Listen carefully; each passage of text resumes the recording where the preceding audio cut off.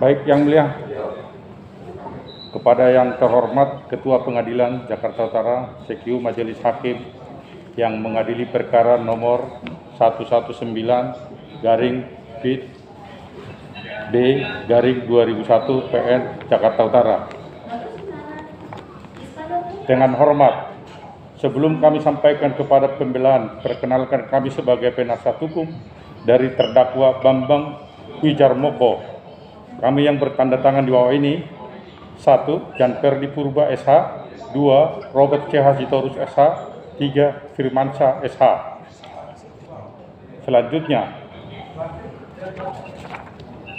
puji syukur kita panjatkan kehadiran Tuhan Yang Maha Esa atas limpahan rahmat dan karunia-Nya kepada kita semua, sehingga persidangan hari ini berjalan dengan baik, lancar dan tepat waktu sesuai dengan rencana dan agenda persidangan yang telah kita sepakati bersama. Kami sebagai tim penasihat hukum terdakwa mengucapkan terima kasih yang sebesar-besarnya kepada Majelis Hakim Pengadilan Negeri Jakarta Utara yang telah memeriksa dan mengadili perkara terdakwa dengan penuh kesabaran, ketekunan, serta menjunjung tinggi hak asasi manusia sesuai dengan peraturan yang ada. Berbagai hambatan dan rintangan dapat diselesaikan dengan arif dan bijaksana. Pilar-pilar keadilan masih berdiri kokoh dan tegak lurus di Pengadilan Jakarta Utara. Selanjutnya, Majelis Hakim yang mulia, Jaksa Penuntut Umum yang kami hormati, selama persidangan berlangsung telah diperoleh fakta sebagaimana terungkap dalam persidangan, baik dalam keterangan saksi-saksi, keterangan terdakwa maupun bukti lainnya yang telah diajukan ke persidangan oleh Jaksa Penuntut Umum dan kuasa hukum terdakwa yang telah memperjelas posisi dan kedudukan terdakwa. Adapun hal-hal tersebut adalah sebagai berikut. Selanjutnya,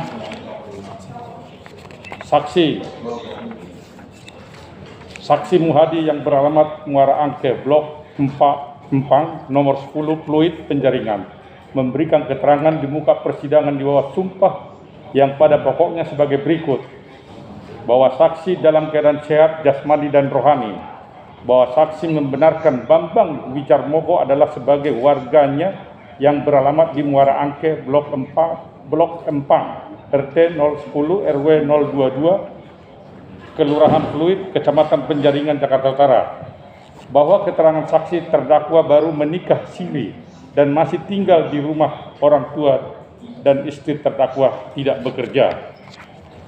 Selanjutnya,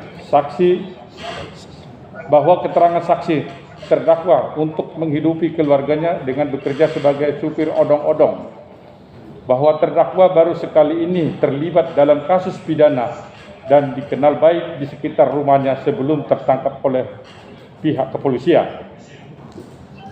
Saksi Sarini yang beralamat Kampung Bendung, Pintu Carenang, memberikan keterangan di muka persidangan di bawah sumpah yang pada pokoknya sebagai berikut: bahwa saksi dalam keadaan sehat jasmani dan rohani, bahwa saksi menerangkan melihat menukarkan sepeda motor dengan Ibnu Maulana di salah satu tempat pom bensin yang ada di Jakarta Barat, bahwa saksi menerangkan tidak mengerti apa yang dimaksud dengan STNK dan BPKB, bahwa saksi menerangkan bahwa COD, cash on delivery, adalah tukar guling sepeda motor, bahwa saksi menerangkan tidak ada menerima sejumlah uang dari Ibnu Maulana sebagai tukar guling motor.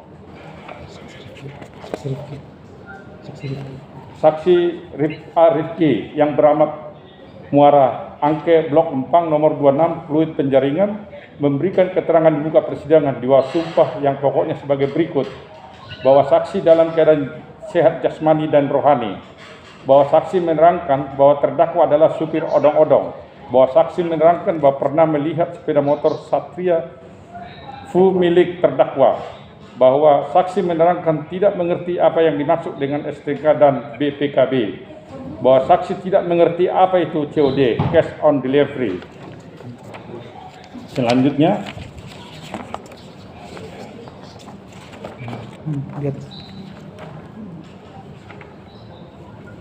menurut jaksa penuntut umum, berdasarkan fakta-fakta yang terungkap dalam pemeriksaan di persidangan seperti yang diuraikan di atas, maka sampailah kepada pembuktian mengenai unsur-unsur tindak pidana yang didakwakan kepada terdakwa, yaitu melanggar pasal 480 ayat 1 KUHP. Oleh karena terdakwa didakwa dengan dakwaan tunggal, penuntut umum akan langsung membuktikan pasal yang menurut penuntut umum terbukti dengan perbuatan terdakwa, yaitu pasal 480 ayat 1 KUHP dengan unsur sebagai berikut. Lanjutnya, menurut kami sebagai kuasa hukum terdakwa,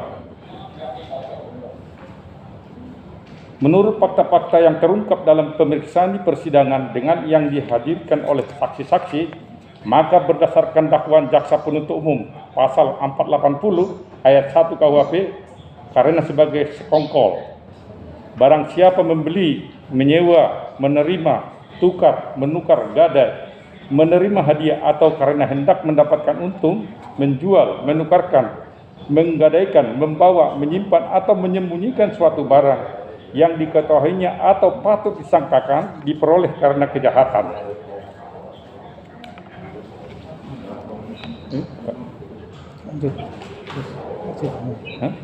Berdasarkan buku KUHP serta komentar-komentarnya lengkap pasal demi pasal oleh R. Susilo, terbitan Pelita Bogor, kami mengutip dari penjelasan pasal 480, yaitu bahwa elemen penting dari pasal 480 ialah terdakwa harus mengetahui atau patut dapat menyangka bahwa barang itu adalah asal dari kejahatan, dan fakta persidangan menyatakan bahwa sepeda motor tidak tahu dari hasil kejahatan. Selanjutnya disambung. Perlu diketahui bahwa niatan untuk melakukan tindak pidana yang dipersangkakan kepada terdakwa tidak ada. Terbukti pada saat persidangan bahwa terdakwa dan saksi-saksi yang dihadirkan tidak mengetahui apa yang dimaksud dengan STNK dan BPKB. Hal ini menjadi bahan pertimbangan bagi majelis hakim dalam membuat putusan yang seadil-adilnya. Oleh karena itu patut dan wajib bagi kita penegak hukum negara pada khususnya untuk memberikan penyuluhan hukum, sosialisasi kepada masyarakat tentang pasal 480 KUHP. Lebih baik tindakan preventif daripada tindakan represif.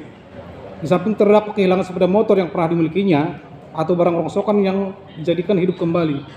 Dan pada saat saksi ada charge dihadirkan, saudara jaksa penuntut umum tidak hadir sehingga apa yang menjadi fakta persidangan tidak tahu, sehingga menurut hemat kami sebagai kuasa hukum bahwa tindakan jaksa penuntut umum merugikan terdakwa dalam membuat surat tuntutan tidak memberi tembaga saksi-saksi yang menguntungkan terdakwa.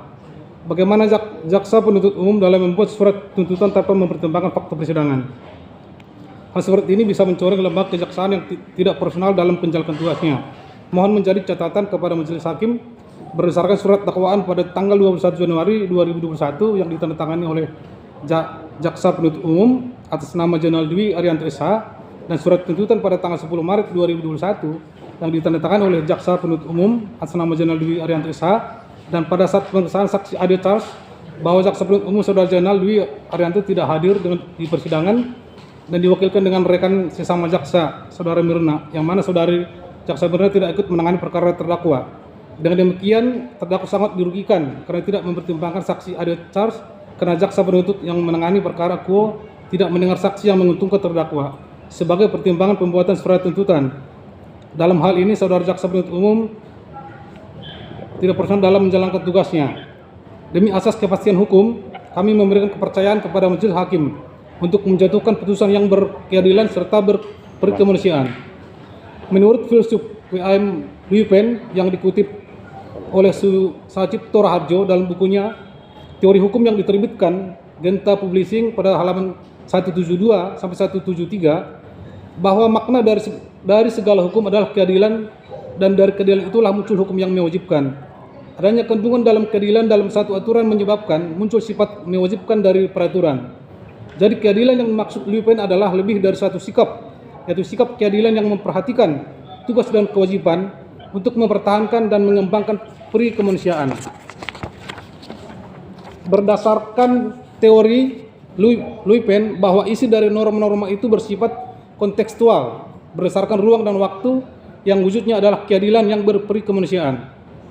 Keberatan-keberatan: 1. Surat tuntutan jaksa penuntut umum pada poin 2 yang menjatuhkan pidana terhadap terdakwa Bambang Wijarmoko berupa pidana 1 tahun dan 6 bulan dikurangi selama terdakwa berada dalam masa tahanan sementara. Bahwa bagi terdakwa sangat berat menjalani hukuman 1 tahun 6 bulan penjara mengingat beban yang ditanggung terdakwa dan sebagai tulang punggung di keluarganya. 2. Surat tuntutan jaksa pada hal yang memberatkan terdakwa bahwa mengalami kerugian 16 juta rupiah. Kerugian menurut kami tidak seperti angka yang disebutkan jika berpedoman pada tahun kendaraan sepeda motor BIT 2012. Jika kita melihat jernih apakah harga sepeda motor tahun 2012 adalah 16 juta pada saat kehilangan tahun 2016. 3. Pelaku utama yang memberikan Honda Beat atas nama Ibnu Maulana tidak segera diusut, padahal di berita acara penyidikan sudah jelas ada nama Ibnu Maulana dan ada akun Facebooknya, supaya lebih terang benderang tindak pidana yang dilakukan. Supaya jelas dalam penegakan hukum yang berasaskan equality before of the law atau kesamaan di depan hukum. 4. Keterangan saudara Doni Hadianja bahwa terjadi jual beli dengan Ibnu Maulana dengan terdakwa. Bahwa yang sebenarnya tidak ada transaksi jual beli antara terdakwa dengan Ibnu Maulana. Jika ada transaksi jual beli, maka ada nilai uang di sana dan di BAP penyidik maupun dalam surat dakwaan dan tuntutan tidak ada disebutkan nilai transaksi antara terdakwa dan Ibnu Maulana. 5. Jaksa penuntut umum yang menangani perkara terdakwa tidak hadir pada saat pemeriksaan saksi acara sehingga apa yang menguntungkan terdakwa tidak menjadi bahan pertimbangan pada saat pembuatan surat tuntutan sehingga surat tuntutan memenuhi rasa keadilan dan kemanusiaan.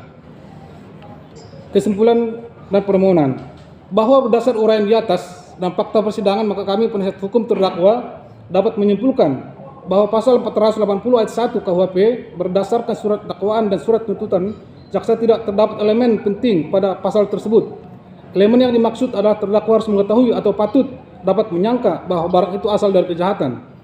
Berdasarkan fakta persidangan bahwa terdakwa tidak mengetahui barang tersebut adalah hasil kejahatan. Untuk itu kami penasihat hukum bermohon kepada Yang Mulia Majelis Hakim agar kiranya berkenan memberi putusan yang seadil-adilnya dengan beberapa pertimbangan. 1. Terdakwa bersikap sopan dalam persidangan, benar-benar mengakui dan menyesali perbuatannya. 2. Terdakwa belum pernah dihukum. 3. Terdakwa berusia masih muda. 4. Terdakwa tidak berbelit-belit dan memberikan keterangan sehingga memperlancar jalannya sidang. 5. Terdakwa masih menjadi tulang punggung bagi keluarganya. 6. Terdakwa tidak mengetahui apa yang dimaksud dengan BPKB dan STNK sehingga apa yang dilakukannya tidak tahu perbuatan pidana. 7. Terdakwa tidak mengetahui tindak pidana yang dilakukan setelah ditangkap oleh kepolisian dan apa yang disangkakan kepada terdakwa baru mengerti apa yang dilakukannya salah menurut hukum yang berlaku. 8. Demi kepastian hukum, maka Yang Mulia Majelis Hakim menilai dengan keyakinan Majelis Hakim juga yang berperan untuk memberikan putusan yang seadil-adilnya karena kami yakin hakim merupakan perpanjangan tangan Tuhan sebagai pengasih dan sebagai penghukum. Berdasarkan pertimbangan tersebut dan asas kepastian hukum, kami mohon hukuman yang sering-ringannya. Atau apabila Majelis Hakim yang mulia berpendapat lain, mohon kiranya diberikan putusan yang seadil-adilnya. Demikianlah nota pembelaan ini kami sampaikan atas perhatian dan pertimbangan Majelis Hakim yang mulia di dalam memutus perkara ini. Kami ucapkan terima kasih dan serahkan pada tanggal 17 Maret 2021. Permohonan penasihat hukum terdakwa. Ini aja Abang ngomong.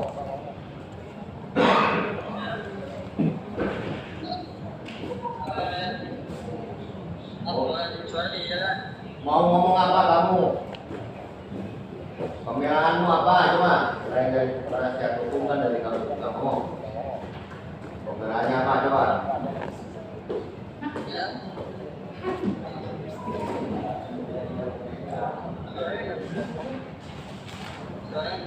Apa kamu juga memberikan pembelaan? Bagaimana pembelaannya? Ayo ngomong.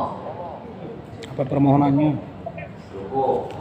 Belum Pak. Bu Jaksa akan membuat tanggapan tadi ya. Kami langsung menanggapi secara lisan yang intinya bahwa tanggapan terhadap pledoi yang disampaikan oleh penasihat hukum terdakwa, kami menolak apa yang disampaikan oleh pledoi yang disampaikan oleh penasihat hukum terdakwa. Kami tetap pada tuntutan yang Masalah kesimpulannya ya. Ini saya lah. Jadi untuk pernikahannya ya, butuh 1 minggu ya. Kamu tetap dalam tahanan. Kan motornya masih ada banyak saya. masih yang Masih ada. Itu Pak ya. Begitu ya. Dan dari kurun 1 minggu yang akan datang ya. Saya akan lihat. Dari Bekasi ini ya. Dari